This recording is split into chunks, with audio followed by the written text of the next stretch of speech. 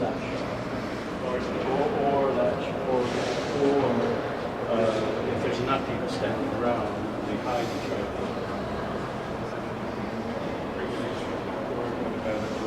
Switch over here. Move people out of the way. Sharing your time with us. Grateful for Alau's invitation to contribute and help tonight. It's lovely to have the International Canadian Cultural Cartoons Gathering work here in the library. Obviously, this exhibition deserves to be in a public space like this, and we thank our public library for great dialogue. The exhibition theme, the current events around the world and the terror that ISIS is committing in the name of Islam, inspires political cartoonists to share their ideas through ink and paper. Read in newspapers and online throughout the region and the world, these observers to regional and global events play an integral part in defending democracy and promoting peace. In the shadow of recent attacks on their colleagues at Charlie Hebdo in Paris, the exhibition is a timely showcase of artists' work from, I think it's 14 countries, 16 countries? 19 countries. It's also very special to have the perspective of Arab political cartoonists in Canada. It's a very unusual perspective because of the racial segregation and the history of Canada. We often don't get to see new Canadians work in public spaces, especially on such time and political issues as this. So I'm really, really grateful to the 19 countries that are represented in the show today. I want to ask, before we hear from Alaa, I want to ask Louis Kawasmi to come up. He's a community member and has a few words to say as well. Thanks, Louis, for joining us. Thanks a lot for introducing me. Ladies and gentlemen, thanks a lot for the invitation today to have the honor of just talking a little bit about your work here and some of the context around these cartoons. Since the tragic incidents of 9/11, Muslims have been pretty much the accused in North America. So since 9/11 until now, anyone who states that I'm a Muslim is sitting always on the defense lines, because by default it was attributed that the act of 9/11 was done by Muslims at large. Although it was by a fringe group, 19 people, who hijacked the airplanes, but unfortunately the impact of that was that Muslims across the world had the countries. So these are the few words I would like to share. And again, thanks a lot for inviting me here to say a few words, and I appreciate it. Thanks a lot. Thanks. Thank you, shoulders, so that you're not doing this alone. But maybe come up, Alaa, and tell us about what the future will be, and also your choice of these 19 countries being represented.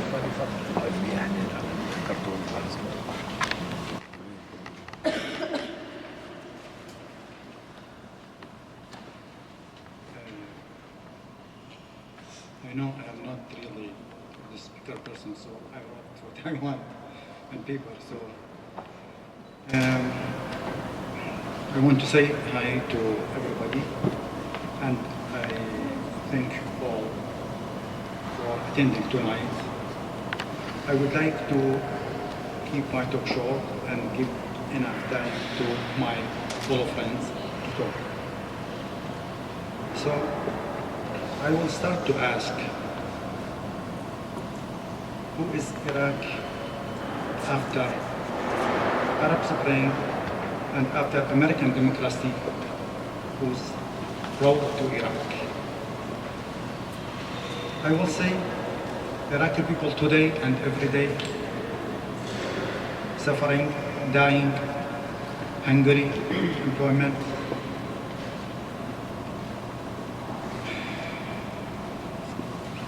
They are dying by different ways.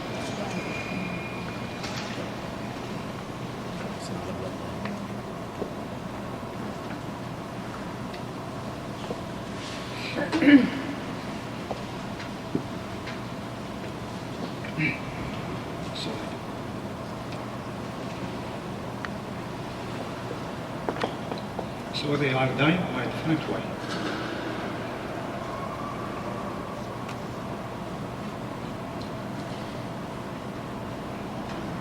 By explosion,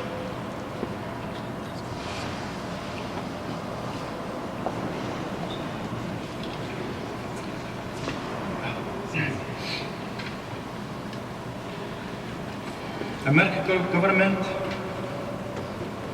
allowed Qaeda enter to Iraq, which has become ISIS, provide them with power and advanced weapons and military experience. On the other hand, make Iraqi government is very weak, has no decision after American decision.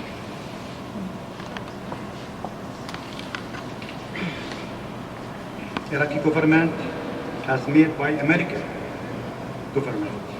Some of them are thieves. Some of them are professional killers. All of them. Some of them are good. But nobody could do anything without American opinion.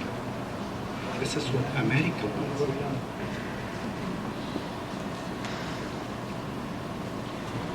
USA government in Iraq as nation in state and don't care about our people.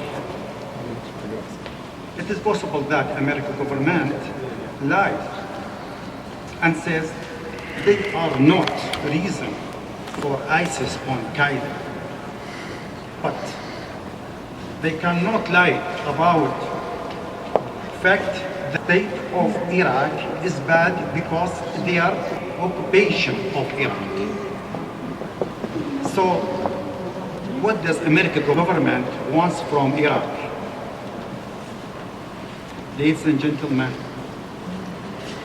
I ask your solidarity with Iraq for the change the world public opinion to against ISIS criminals. Maybe we can eliminate them. Otherwise, Iraqi people there killed day and after day. And nobody helped them because American government tried to block media, block any way to know what happened in Iraq. So the only way we can protect them by your opinion, by your help. Otherwise, people there die. And I don't know why America is looking to kill all the people there. Thank you very much.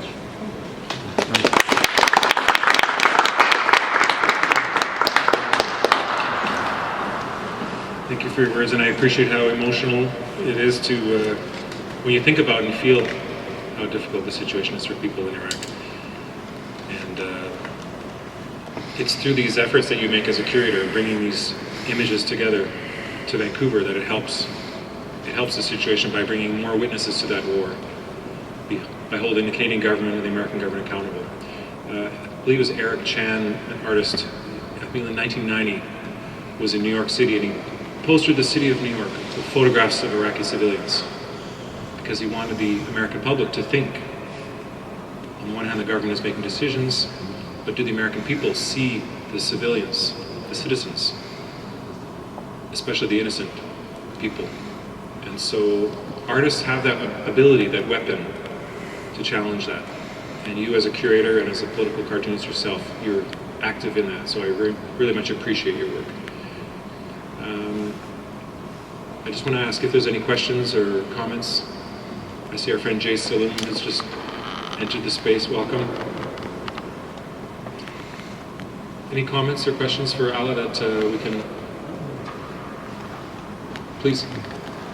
With the current bill before Parliament, Bill C-51, it will limit the freedoms of Canadians to do their own thinking, criticize their governments, and it will be like the thought police, which has the technology to read the thoughts of everyone. And once this election, October 20th in Canada, is over, we're in pretty bad shape here. Yeah. So our friend is commenting on the new bill in front of Ottawa, and that has implications for